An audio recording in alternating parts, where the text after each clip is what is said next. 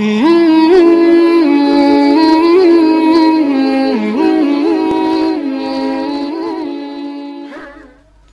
pertanyaan selanjutnya, bagaimana hukum air yang kurang dari 2 kula berada dalam sebuah wadah atau ember misalnya atau mesin cuci.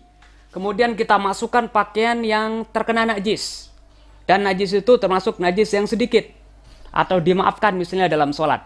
Apakah air yang kita masukkan ke dalamnya pakaian yang terkena najis termasuk air itu menjadi najis atau tetap dalam keadaan suci? Sebelum kita menjawab pertanyaan ini, perlu kita membahas terlebih dahulu tentang pembagian najis. Pertama, ada najis yang dimaafkan pada pakaian tapi tidak dimaafkan pada air. Saya ulang, pertama najis yang dimaafkan pada pakaian tapi tidak dimaafkan pada air. Mana contohnya? Contohnya adalah darah yang sedikit berada dalam pakaian kita, berada pada tempat sholat kita. Itu dimaafkan. Artinya apa? Andai kata ada darah nyamuk sedikit dalam pakaian kita atau di tempat kita, misalnya sajadah kita, kemudian kita sholat dan nempel tangan kita misalnya dengan darah tersebut, maka sholat kita dianggap sah. Kenapa? Karena ma'fuun fi saub wal badan. Karena darah yang sedikit itu dimaafkan pada pakaian dan dimaafkan pada badan. Akan tetapi tidak dimaafkan pada air. Artinya apa? Di saat ada pakaian yang terkena najis kemudian kita masukkan dalam air, maka otomatis air itu menjadi najis. Artinya berubah menjadi air yang mutanajis, yang terkena najis. Yang kedua adalah sebaliknya, yaitu ada ada najis yang dimaafkan pada air tapi tidak dimaafkan pada pakaian atau badan atau tempat. Contohnya adalah bangkai yang tidak mengalir darahnya. Artinya bangkai yang tidak punya darah. Misalnya bangkai semut, darahnya tidak ada. Nyamuk misalnya, nyamuknya pada dasar pokoknya adalah tidak ada darahnya. Dia punya darah itu karena ngisap darah orang. Jatuh di air, maka air ini tetap dalam keadaan suci. Kenapa? Karena dimaafkan. Dan andai kata ada pada pakaian kita atau badan kita, di saat kita sholat, maka sholat kita tidak sah. Kenapa? Karena tidak dimaafkan pada pakaian dan badan. Yang ketiga adalah najis yang dimaafkan pada pakaian dan dimaafkan pada air.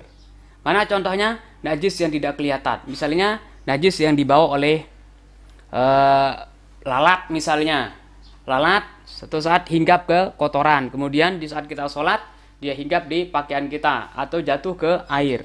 Itu tidak membuat air menjadi berubah atau sholat kita menjadi batal. Yang terakhir adalah tidak dimaafkan pada air dan tidak dimaafkan pada pakaian.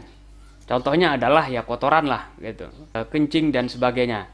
Di pakaian juga tidak dimaafkan, air juga tidak dimaafkan. Nah, untuk menjawab pertanyaan tadi lebih jelasnya, tadi sebenarnya kita udah jawab dengan penjelasan pembagian najis itu. Tapi untuk lebih jelasnya kita baca kitab Hasyatus Syarbini alal Ghuraril Bahiyah.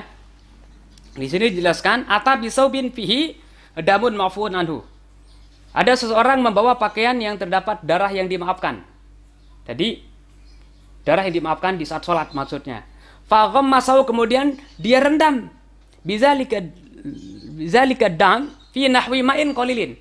Kemudian dia rendam pakaian yang ada darah tadi itu fi nahwi ma'in qalilin, pada seumpama air yang sedikit. Status hukumnya bagaimana? Najasahu. Maka pakaian tersebut membuat air itu menjadi najis. Kenapa? Li'annal afwa anhu innama huwa min haitsu anna wujudahu fis shalah. La yubtilhu limasyaqqatil ihtiraz anhu.